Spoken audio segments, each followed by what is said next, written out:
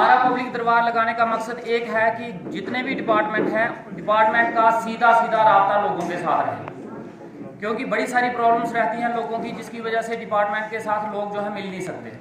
कभी टाइम की वजह से, कभी किसी के बीच में डर रहता है कि हम उसके ऑफिसर के बीच कैसे मिलें, कभी लोगों की शिकायत रहती है कि ये ऑफिसर जो है हमारी सुनते नहीं हैं। तो वो जो बीच का गैप है लोगों के बीच में और एडमिनिस्ट्रेशन के बीच में, मैं वो गैप खत्म करना चाहता हूँ। मैं चाहता हूँ आप उनके साथ डायरेक्ट मिलें, क्योंकि गवर्नमेंट एम्प्लॉय हो चाहे लीडर हो, वो चाहे जितनी मर्जी कुर्सी पे, बड़ी कुर्सी पे बैठा हो, वो पब्लिक का नौकर है।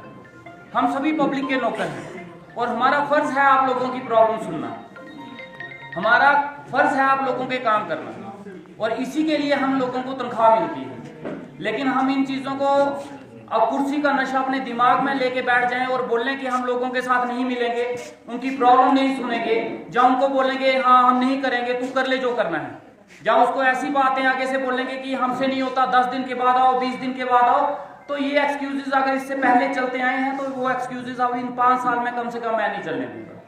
इन 5 सालों के बीच में लोग कंप्लेन नहीं करेंगे और उनके हल जो है गवर्नमेंट एम्प्लॉय को भी करने पड़ेंगे और यहाँ के लीडर को भी करने पड़ेंगे और मुझे भी करने पड़ेंगे। खुशी से करें चाहे रोते हुए करें, लेकिन करने जरूर पड़ेंगे। और मुझे यकीन है बनी की जितनी एडमिनिस्ट्रेशन है, जितने एम्प्लॉयज हैं, वो सारे कोऑपरेट करेंगे, सभी काम करने वाले हैं, अच्छे हैं, हम लोकल ही लोग हैं, सभी लोकल के बीच में से निकले हुए हैं। तो मुझे नहीं लगता कि हमारे बीच में कोई ऐसा एम्प्लॉय होगा जिसको ये लगेगा कि नहीं ये ऑफिसर है, ये हमसे मिलता नहीं है। अगर ऐसा है तो वो इस चीज को छोड़ दे, अब लोगों के साथ मिलकर काम करना शुरू करें। हमारे यहाँ पे बड़े सारे मुद्दे उठे और सबसे ज्यादा मुद्दा उठा बिजली डिपार्टमेंट का। बिजली विभाग को लेकर लोगों की, तकरीबन मैक्सिमम लोगों की शिकायत बिजली विभाग को लेकर लग रही है। तो मौके पे बिजली विभाग के जितने ऑफिसर थे उन्होंने कंप्लेन सुनी भी है, हमारे एसडीएम साहब ने भी नोट की है, तहसीलदार साहब ने भी नोट की है। और मैं चाहूंगा अगला दरबार जब लगे तो उनकी जितनी प्रॉब्लम्स हैं वो मैक्सिमम सॉल्व होनी चाहिए।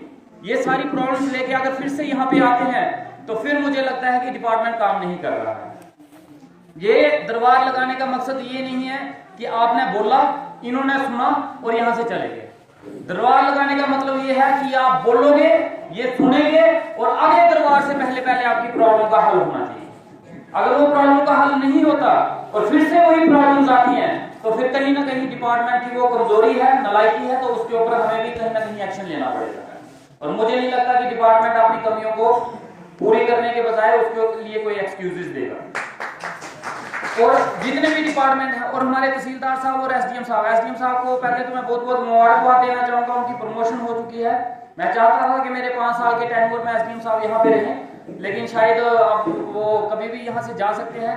एक बड़ा अच्छा टाइम निकाला उन्होंने, बहुत कुछ एसडीएम साहब से सीखने को मिला। तो ऐसे ही नए एसडीएम साहब आएंगे, वो भी मिलके चलेंगे।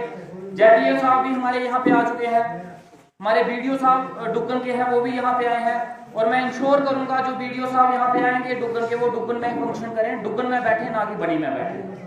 जितने भी ऑफिसर हैं अपने डिपार्टमेंट के, अपने डिपार्टमेंट में बैठ के ही काम करें। हमारे जेडीओ साहब जो आज का चार्ज है, जिनके पास कल को कोई और आ जाएंगे, लेकिन बहुत खूबसूरती से इन्होंने काम चलाया, लोगों के लिए सोचते हैं, बिलावर के हैं बेसिकली, लेकिन बनी के हित के लिए सोचते हैं कि किस तरीके से जो हमारे दूर दराज के इलाके हैं, जो पहाड़ी इलाके हैं, जहाँ के स्कूल हैं, जहाँ पे टीचर की कमी है, उनकी कमी कैसे पूरी की जाए। तो शायद ये हमारे ही लोगों को सोचनी चाहिए, जो बाहर के हमारे, आप बिलावर से आके अगर सोच रहे हैं तो मैं इनका बहुत बहुत शुक्रिया अदा करना चाहूंगा कि हमारे बनी के लोगों के लिए और बनी के बच्चों के लिए इतना कुछ सोचते हैं। हमारे सीडीपीओ साहब जिस तरीके से अपनी स्कीमें बता रहे हैं, और हमारे पीएचई डिपार्टमेंट, हमारे बनी की सबसे बड़ी, जब मैंने फर्स्ट यहाँ पे चार्ज लिया था, जब मैं जीत के एमएलए बना था, सबसे ज्यादा दिक्कत जो थी, जैसे आज बिजली डिपार्टमेंट की इतनी कंप्लेनें उठी हैं, इतनी ही कंप्लेनें पीएचई डिपार्टमेंट की थी उस समय। हद से ज्यादा कंप्लेनें, दिन में अगर मुझे 1000 फोन आते थे तो 1000 में से 900 फोन तो सिर्फ पीएचई डिपार्टमेंट के होते थे। लेकिन मैं शुक्रिया अदा करना चाहूंगा और मुबारकबाद देना चाहूंगा हमारे एडब्ल्यू साहब को और जेडब्ल्यू साहब को। बहुत सारी गालियां सुनी, बहुत सारी डांट फटकार सुनी, बड़ा कुछ सुना, लेकिन काम करते रहे, दिन रात काम की। इस वक्त पानी के सोर्स भी सूख चुके हैं, पानी की कमी भी है, बड़ी सारी दिक्कतें ऐसी हैं। पहले के जो काम हुए हैं किसी तरीके से वो काम भी अच्छे से नहीं हुए, लेकिन जिस हालत में इन्होंने काम दोबारा से शुरू किया, मैं इसके लिए मुबारकबाद देना चाहूंगा और शुक्रिया अदा भी करना चाहूंगा जिस तरीके से ये लोगों के साथ कोऑपरेट करते हैं। और ऐसे ही डिपार्टमेंट के लोग कमी हैं, मैं जानता हूं कमी है, एजुकेशन डिपार्टमेंट का मैं कमी है, पीडीडी डिपार्टमेंट में कमी है, पीएचई डिपार्टमेंट में, रेवेन्यू में, हर डिपार्टमेंट में कमी है। लेकिन क्या उन कमियों को हम कमी ही रहने देंगे या उनको हल भी करेंगे? अगर कमियों को कमी ही रहने देंगे कि भाई कमी है, पिछले इतने सालों से चलती आई हैं, तो वो कभी ना कभी तो रोक लगानी है ना उन पे, कभी ना कभी तो ठीक करनी है। और वो ठीक करने का सिलसिला साल बाद भी होना है, 2 साल बाद भी होना है, तो इतना लेट करने से अच्छा आज से शुरू कर दो। जरूरी कंप्लेनें सुननी है। आज अगर 100 कंप्लेनें आ रही हैं तो आज अगर आप काम करना शुरू कर रहे हो तो यकीन मानिए महीने के बाद वो 100 के बजाय 50 रह जाएंगी। हो सकता है 5-6 महीने में वो सारी की सारी कंप्लेंट्स खत्म हो जाए। बड़े सारे इश्यूज हैं।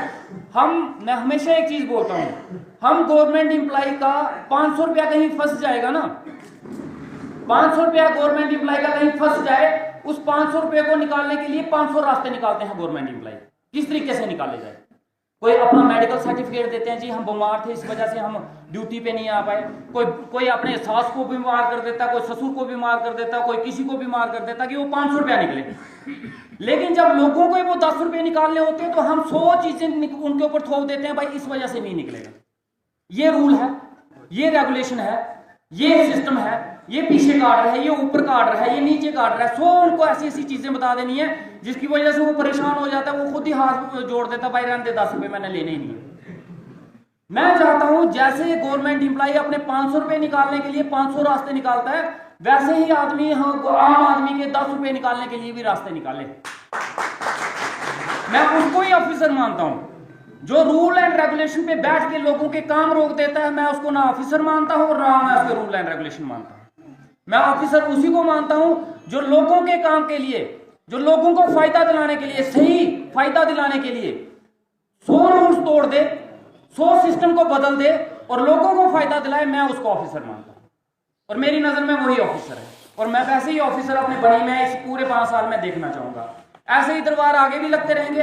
आपका पूरा हक है, आपकी पूरी, हमारी पूरी जनता का हक है, आप यहां पे आके सवाल कर सकते हैं, कोई आपको नहीं रोकेगा।